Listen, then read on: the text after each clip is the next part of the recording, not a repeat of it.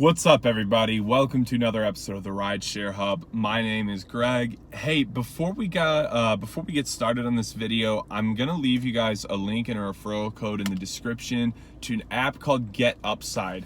GetUpside is like the most legit way to save money on gas if you're a rideshare driver. Really, anyone, honestly. But it's really sick. You get 25 cents off per gallon the first time you use it. And then every time you refer someone, you get a cent off per gallon, I believe is what it is, which doesn't sound like a lot, but here's the thing you got to think about. If you refer 10 to 20 people, if you have the ability, like if you're a networking guru, and you're saving, let's say, 10 to 20 cents per gallon, you combine that with your Uber rewards, your fuel rewards, or Lyfts, you could be upwards of like 25 cents off per gallon every single time you fill up. That's like crazy good money, guys. Like that is like, you're gonna look back at that at the end of the year and be appalled at how much money in savings that is, even if it was just 10 cents per gallon. So check it out, guys. It's worthwhile. Like if you're doing this consistently, you have to be saving money at every turn. So check out that app, guys. It'll really help you out.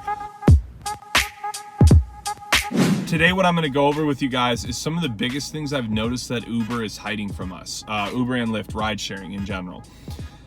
I've been doing this for about 4 years, and I've run into so many like weird scenarios or like shaky scenarios or just cases where like I just knew they weren't being like trustworthy with me, right? So I wanted to go over with you guys some of these things, and all of these things I've seen multiple drivers on rideshare forums talk about. I have a lot of friends that drive for Uber and Lyft, and they've told me they've experienced the same thing. Like, this is not just a personal thing. This is, you can go all over the internet. There's entire lawsuits over some of these issues. Like, it is crazy.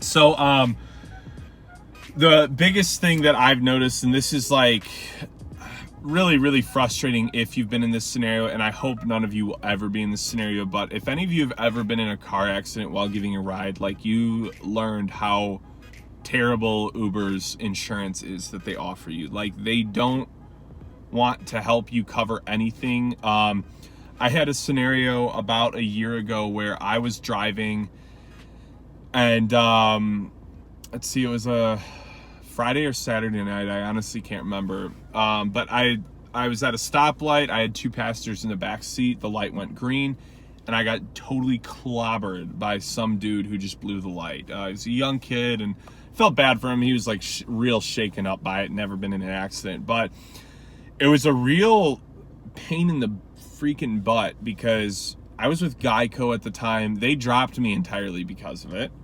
Didn't have commercial insurance. So, and I will say, guys, like, I've never stressed the commercial insurance. Just switch to a new carrier. They're not going to charge you unless they find out. But you could be in a scenario like this where it could hurt you. So Geico dropped me. They didn't want to touch it.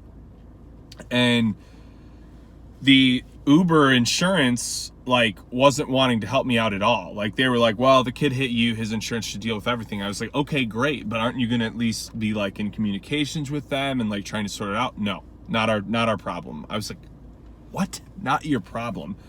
I had to handle the entire thing myself. I had to call his insurance. I was very fortunate. The kid was like, right from the get-go, he was like, hey, this is on me. Like, this is my fault. I'm gonna take care of everything. So we didn't call the cops, and we didn't have the cops deal with it. But because of that, like, I had to sit and deal with this kid's insurance over the phone. It was really frustrating, and they didn't hook me up at all. Didn't get me a rental. My car was in the shop for 2 weeks. I just had to survive. Like, I just had to make it work. I wasn't able to do any kind of ride sharing during that time. So for 2 weeks I was out of it because they couldn't help me out in any way, shape, or form. They did absolutely nothing for me. So their insurance is a joke. Like, it's just the bare minimum to get by. And what I hate is like, they always flaunt, come, we'll insure you, we'll cover you. It's like, yeah, whatever.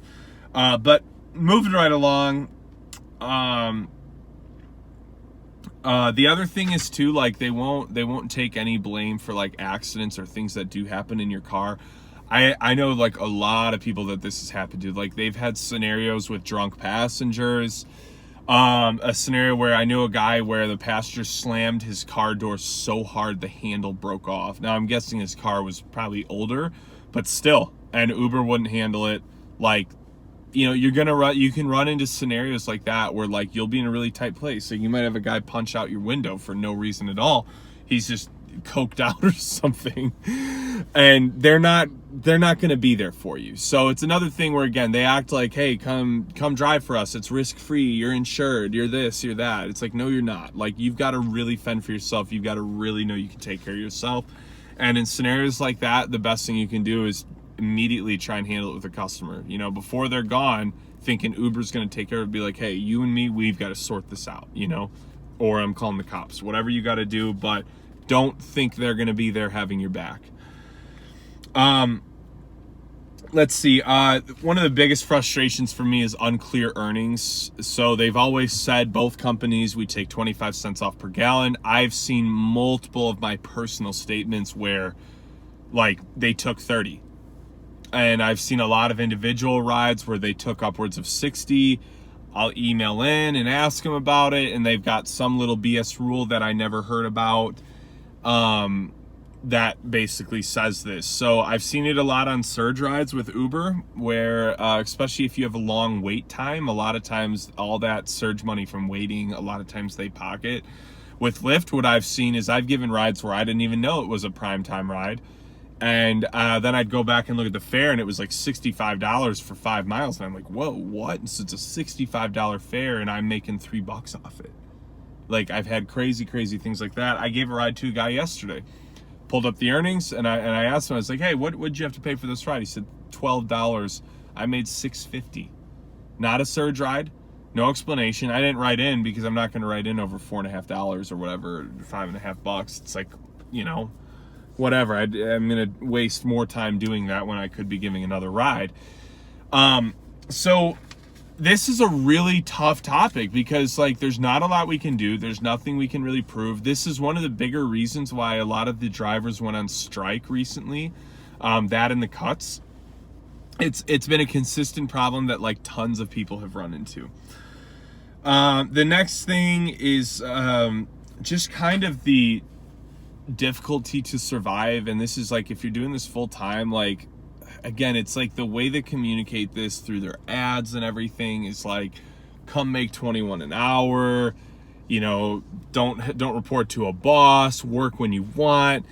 And like I will say, like, this is a really tough lifestyle to actually live off of. Like Ubering and Lyfting full time, like it's not impossible. Like it's definitely doable. Like I did it for 2 years. I lived entirely off the money I made off Uber and Lyft. But like what that realistically looks like is 55 to 60 hours a week. It looks like destroying your car.